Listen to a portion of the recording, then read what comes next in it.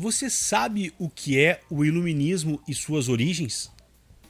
Você tem noção de que o iluminismo faz parte do seu cotidiano? Que depois do iluminismo a humanidade nunca mais foi a mesma? Que até os reis fizeram uso do iluminismo para tentar salvar a sua própria pele? Por um tempo até que funcionou, mas isso se chamou de despotismo esclarecido. Mas depois as revoluções acabaram impulsionando as ideias iluministas e acabaram varrendo a monarquia e os seus privilégios da Europa e de boa parte do mundo também. Fica comigo aqui que eu vou te contar tudinho já já, depois da vinheta. Ah, e aproveita que a vinheta é muito rapidinho e dá aquele like bacana lá para fortalecer o canal. Conto contigo, vai lá, clica rapidinho para mim, rápido, já tô voltando.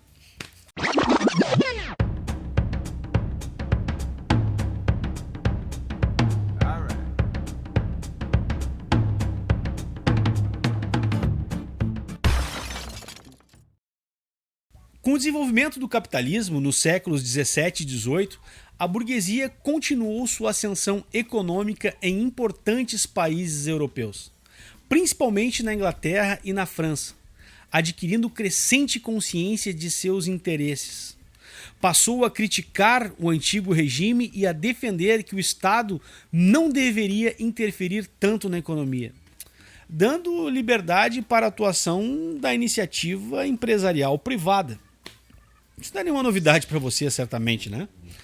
Essa e outras ideias foram produto e produtoras de importantes transformações nas sociedades europeias e depois se espalharam por outras regiões do mundo, como a América, por exemplo. Em que medida essas ideias foram incorporadas pelos reis absolutistas? Como elas contribuíram para extinguir a excessiva centralização do poder real?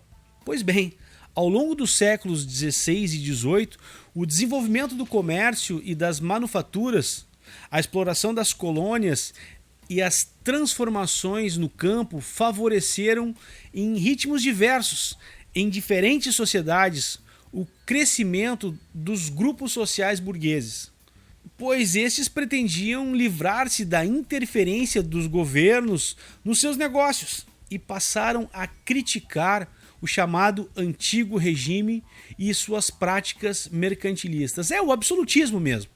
Nesse contexto, durante o século XVIII, conhecido como século das luzes, ou seja, o século da razão, desenvolveu-se em alguns centros da Europa o iluminismo, um movimento intelectual que correspondia aos interesses daqueles que desejavam mais liberdade política e econômica. Os pensadores iluministas defendiam, além da não intervenção do Estado na economia, a igualdade jurídica entre os homens, a liberdade religiosa e de expressão, entre outros direitos. Com isso, o iluminismo abriu caminho para as revoluções que combateram as estruturas do antigo regime.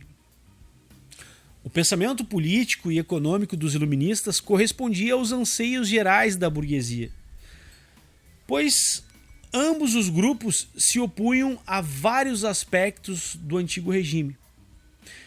Vejam, por exemplo, o caso do absolutismo monárquico, que protegia a nobreza e mantinha seus privilégios, impedindo o predomínio da burguesia e de seus ideais, assim como percebiam o mercantilismo como um entrave ao desenvolvimento das atividades capitalistas, pois este era baseado na intervenção do Estado na economia, prejudicando assim a livre iniciativa econômica, o que é óbvio. Os iluministas também faziam vorazes críticas ao poder da Igreja. Naquele período era extremamente poderosa, diga-se de passagem, né? Que se baseava em verdades reveladas pela fé, contrariando a autonomia da razão, ou seja, a liberdade do indivíduo para elaborar conceitos, normas, ideias e teorias. Segundo o pensamento iluminista, só com a autonomia da razão seria possível estimular o avanço da ciência e das técnicas aplicada aos transportes, às comunicações, à medicina e em tantas outras áreas do conhecimento. No século XVIII, o liberalismo difundiu-se principalmente na França. Na Inglaterra também, né? Pô, quase que eu esqueço. Porra, a Inglaterra é berço. E foi uma das características do movimento intelectual conhecido como iluminismo, ilustração ou filosofia das luzes. O termo iluminismo refere-se à razão, à luz, à capacidade humana de conhecer, compreender e julgar. Apesar das diferenças e até das contradições entre as ideias dos pensadores iluministas, eles tinham como princípio básico confiar na razão como instrumento capaz de promover a crítica das questões que envolviam a sociedade e a natureza. De modo geral, esses pensadores defendiam a liberdade de expressão, a educação do povo, a igualdade jurídica, a divisão de poderes dentro do Estado e governos representativos. Acreditavam que esses elementos eram essenciais para a edificação de uma sociedade mais justa e para a felicidade do ser humano. Libertar o homem de certas algemas que o prendiam parecia ser o objetivo de muitos pensadores iluministas. Eles consideravam como algemas elementos como o tradicionalismo religioso medieval, as práticas supersticiosas e o poder da magia e a divisão social dos homens baseadas numa hierarquia de estratos estabelecida pelo nascimento, gente. Que absurdo nós pensarmos isso e debatermos isso hoje ainda, por incrível que pareça. Vamos conhecer um pouco dessas ideias presentes na filosofia de alguns dos principais autores iluministas, como John Locke. Locke tinha como suas principais teorias no campo do empirismo e liberalismo político. Filósofo inglês, foi considerado o pai do iluminismo.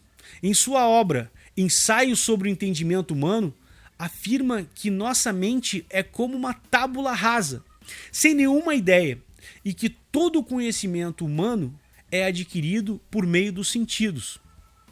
Isso é o que chamamos de empirismo. E depois ao desenvolvimento do indivíduo pelo esforço da razão. Locke condenou o absolutismo monárquico, defendendo a liberdade dos cidadãos, ou seja, a tolerância religiosa e a liberdade política. Depois nós temos François-Marie Arouet Voltaire. Voltaire. Suas principais teorias estão relacionadas à Igreja e à liberdade de pensamento. Certamente, Voltaire foi um dos mais conhecidos pensadores do iluminismo. Destacou-se pelas críticas que fez ao clero católico, à intolerância religiosa e à prepotência dos poderosos.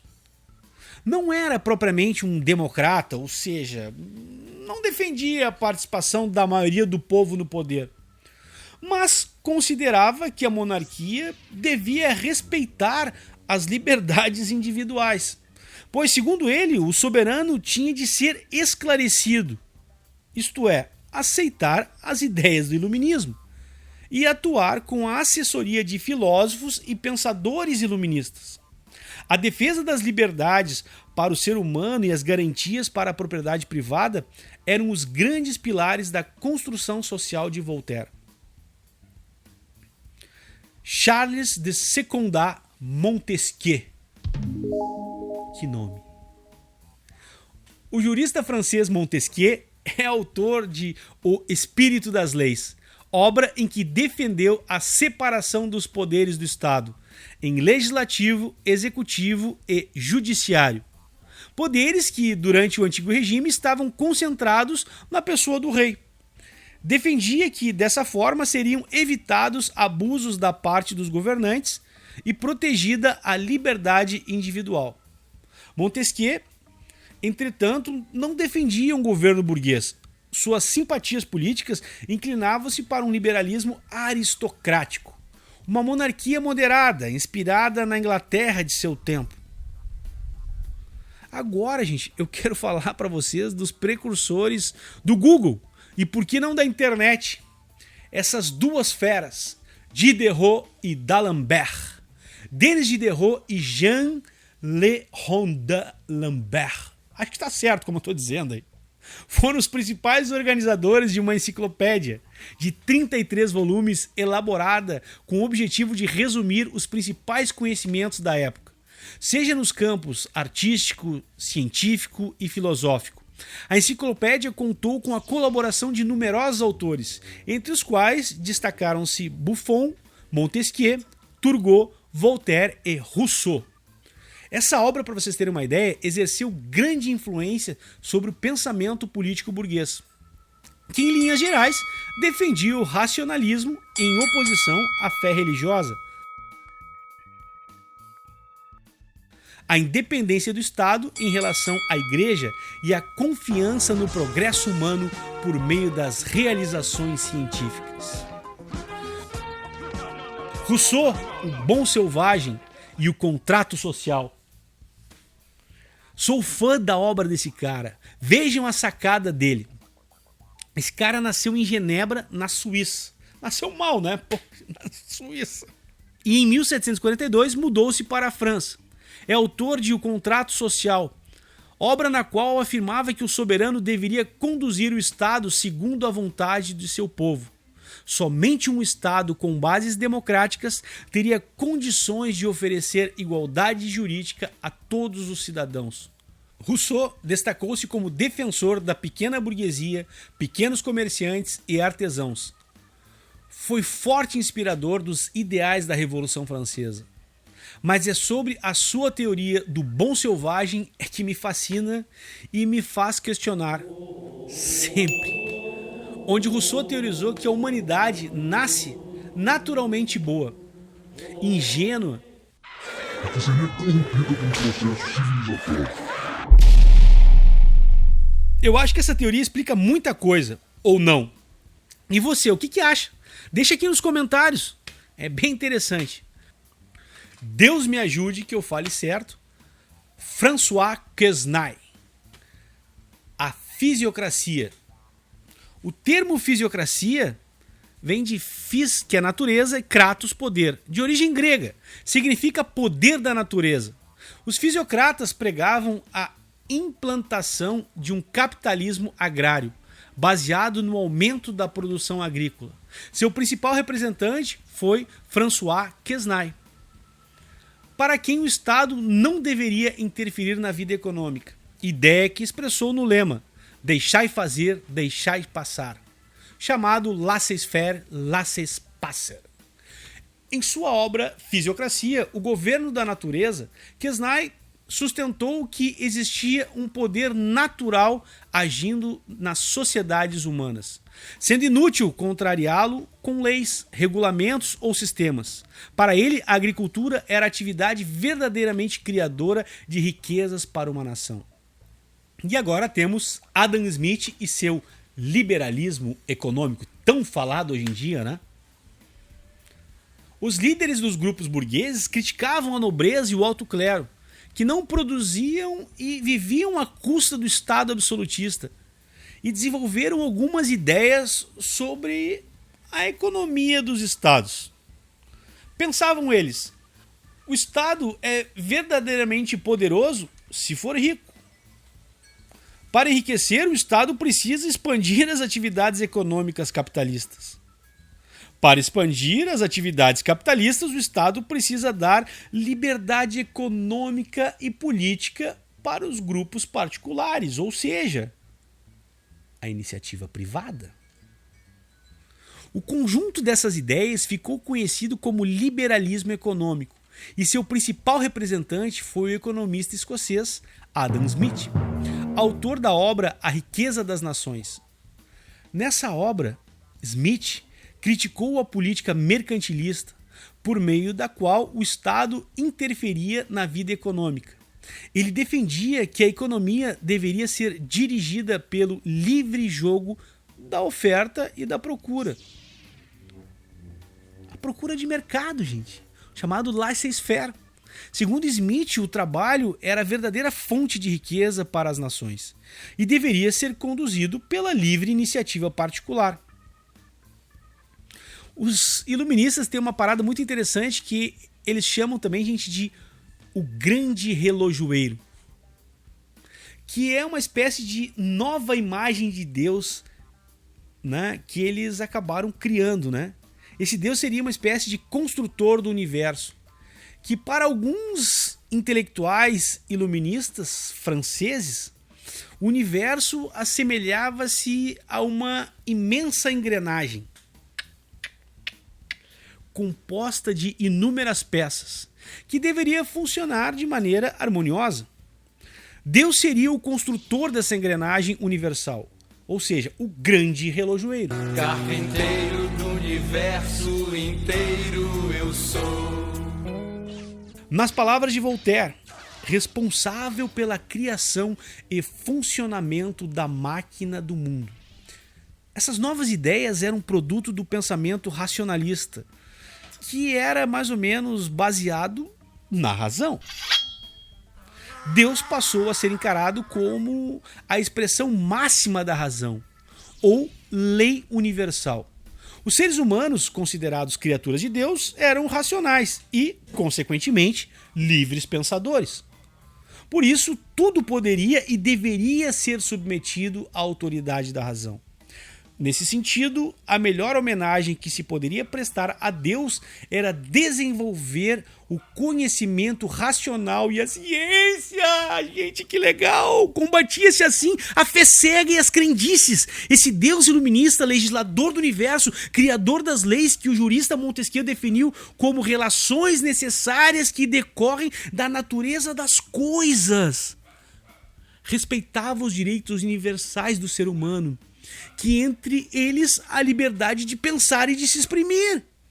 Vamos falar um pouco de Max Weber e o espírito do capitalismo. Para Max Weber, tanto a recompensa no céu como a recompensa econômica representavam o resultado de uma vida ativa, baseada no trabalho, na dedicação e no êxito. Vamos conhecer um pouco agora sobre o despotismo esclarecido, também chamado por alguns, né, de absolutismo ilustrado, que significa, né, rapidamente, para entender bem resumidamente, os reis monarcas absolutistas que usavam de filosofias iluministas, de ideias do iluminismo, para poderem administrar os seus reinos. Como é que isso acontece? Na segunda metade do século XVIII, na Europa Central, Oriental e Mediterrânea, houve diversos estados absolutistas nos quais os respectivos monarcas e seus ministros tentaram de alguma forma pôr em prática certos princípios da Ilustração, do Iluminismo. Sem abrir mão, é claro, do próprio absolutismo.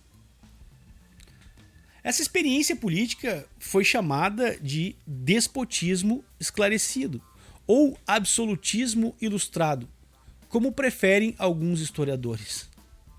Associando o absolutismo e ilustração com o despotismo esclarecido, foi mantido o poder do Estado, mas alterou-se a concepção de poder monárquico do absolutismo clássico.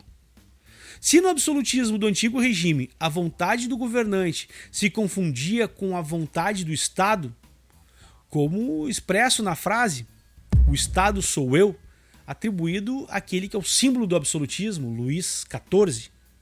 No despotismo esclarecido, o governante se apresenta como o primeiro servidor do Estado, e o Estado existe para atender interesses de todos os súditos, a felicidade pública ao bem-estar geral.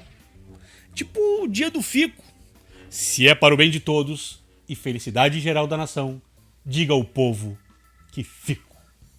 Lembram dessa aí, do 9 de janeiro de 1822, Dom Pedro I, independência do Brasil, aquela coisa toda? Se não sabe, assiste minha outra aula lá sobre o primeiro reinado e a independência do Brasil. Vai te dar uma boa luz do que eu tô falando. Vamos voltar aos déspotas, que é a aula de hoje. Os déspotas esclarecidos, os quais promoveram uma série de reformas públicas, incluindo os sistemas educacional e tributário. Até lá os caras melhoraram a educação. Que coisa! O que eles fizeram? Incentivaram a educação pública por meio da construção de escolas, do apoio a academias literárias e científicas e da divulgação de textos eruditos. Olha só, gente! aperfeiçoamento do sistema de arrecadação tributária, procurando tornar menos opressiva a carga de tributos cobrados das classes populares. Cara, eu tô falando disso de séculos atrás. Vamos conhecer um pouco dos principais déspotas esclarecidos e suas novas façanhas. Frederico II da Prússia, que aboliu a tortura aos criminosos, construiu diversas escolas de ensino elementar e estimulou o desenvolvimento da indústria e da agricultura. Manteve amizade com influentes pensadores iluministas. Entre eles, o Voltaire, aquele que defendia as liberdades individuais e a separação entre a igreja e o Estado. Estão lembrados disso? Temos também a grande Catarina II da Rússia, que mandou construir escolas e hospitais, modernizou a cidade de São Petersburgo, aprimorou a administração pública e tomou bens e terras da igreja, distribuindo aos seus protegidos. Vejam bem, aos seus protegidos, não ao povão. Não confundir com a Rússia bolchevique de 1917, gente.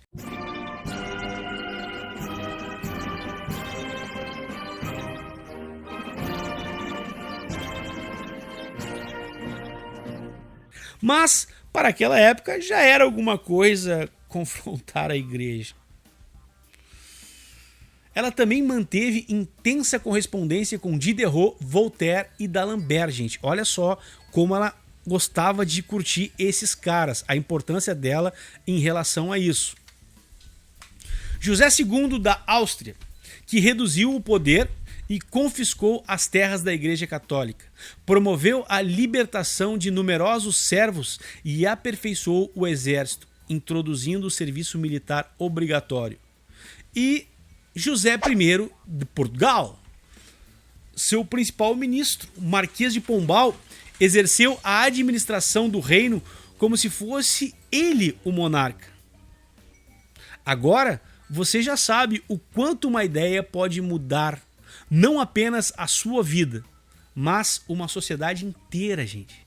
Educação é tudo. Somente o conhecimento liberta. Lembre-se sempre, uma ação sem pensar é um tiro no escuro, enquanto que uma ação planejada e refletida tem grande possibilidade de atingir seus objetivos. Agora cabe a nós, né, gente? Pensarmos na construção de uma sociedade cada vez mais fraterna e solidária, onde todos tenham direito ao sol e não apenas uma meia dúzia. Fica a dica. Um fraternal abraço a todos, um beijo no coração. Tchau, tchau. Valeu.